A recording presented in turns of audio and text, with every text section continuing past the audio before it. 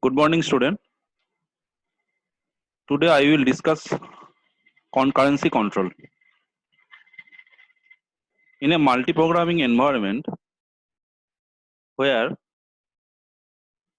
more than one transactions can be executed simultaneously, it is highly important to control the concurrency of transactions. So we have concurrency control protocols to ensure atomicity, isolation, and serializability of concurrent transactions. Concurrency control protocols can be broadly divided into two categories. One is log based protocol and another is timestamp based protocols.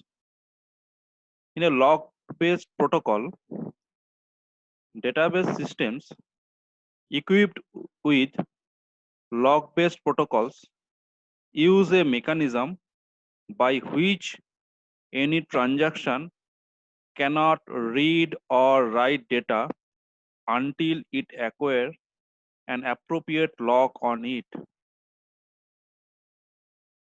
There are two kinds: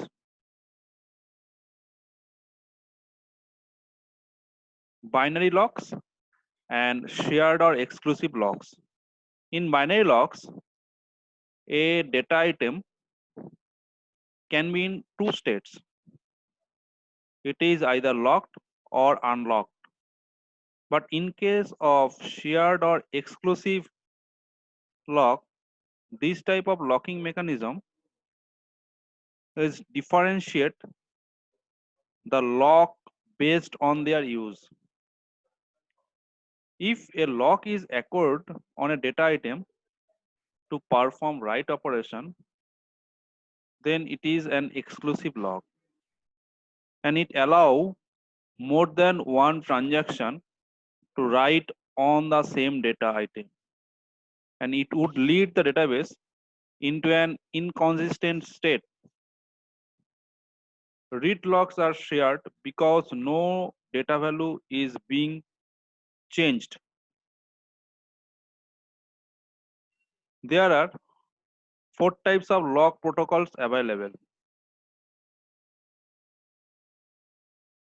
simplicity log protocol, pre-k-mean log protocol,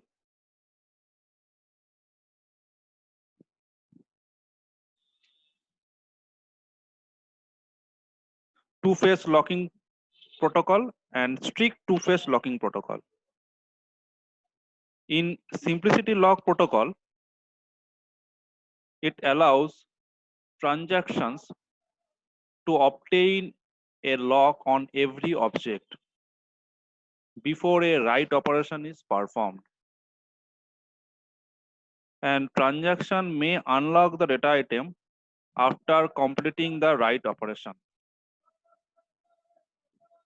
In case of pre-claiming lock protocol, it evaluates their operation and create a list of data items on which they needs lock.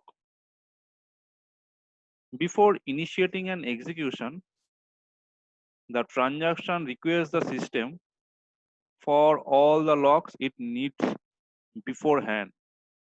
If all the locks are granted, the transaction is executed and release all the locks when all its operations are over. If all the locks are not granted, the transaction rolls back and waits until all the locks are granted. Here is the diagram pre-claiming lock protocol. In case of two-phase locking protocol, it divides the execution phase of a transaction into three parts. In the first part, when the transaction starts executing, it seeks permission for the locks it requires. And in the second part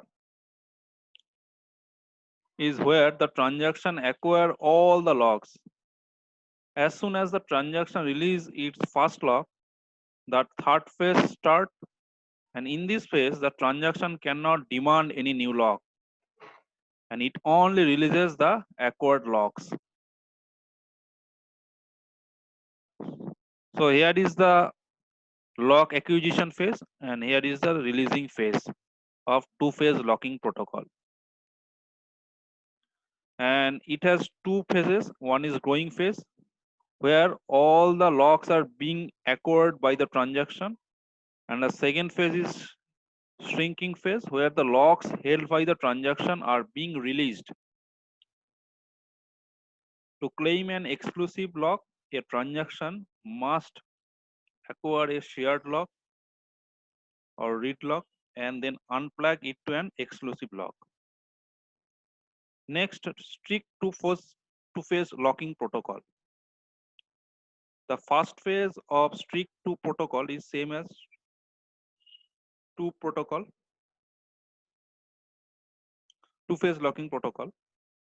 After acquiring all the locks in the first phase, the transaction continues to execute normally.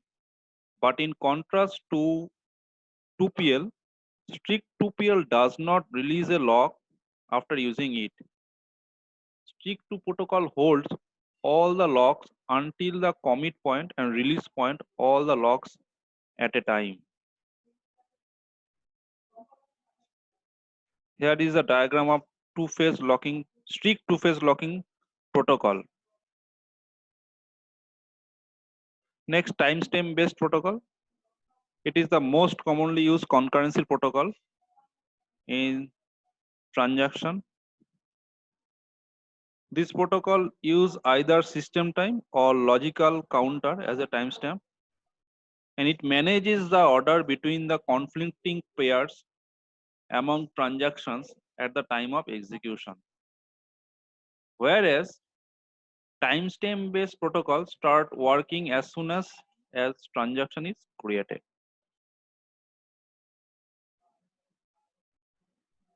Every transaction has a timestamp associated with it, and the ordering is determined by the age of the transaction. Suppose a transaction created at 0002 clock time, and it would be older than all other transactions that come after it. For example, any transaction Y entering the system at 0004, it's 2 seconds younger, and the priority would be given to the older one. So every data item is given the latest read and write timestamp. This lets the system know when the last read and write operation was performed on the data item. And in case of timestamp ordering protocol, it ensures serializability among transactions in their conflicting read and write operations.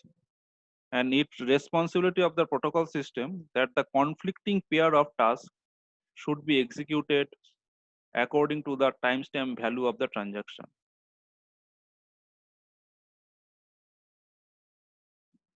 And it works if timestamp of Ti less than W timestamp of X, then operation is rejected.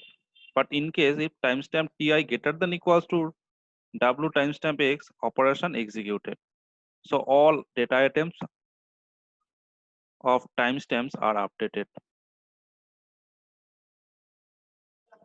But if a transaction Ti issue a write operation, if transaction Ti less than read timestamp X, then operation is rejected. But in case of if timestamp of Ti less than write timestamp of X, then operation rejected and Ti rolled back. Otherwise, operation executed. And next, the Thomas rule. It states that if timestamp Ti less than W timestamp X, then the operation is rejected and Ti is rolled back. And timestamp ordering rules can be modified to make the schedule view serializable. Instead of making Ti rolled back, the write operation itself is ignored. Okay. If any of you any query, please call me. Thank you. Goodbye.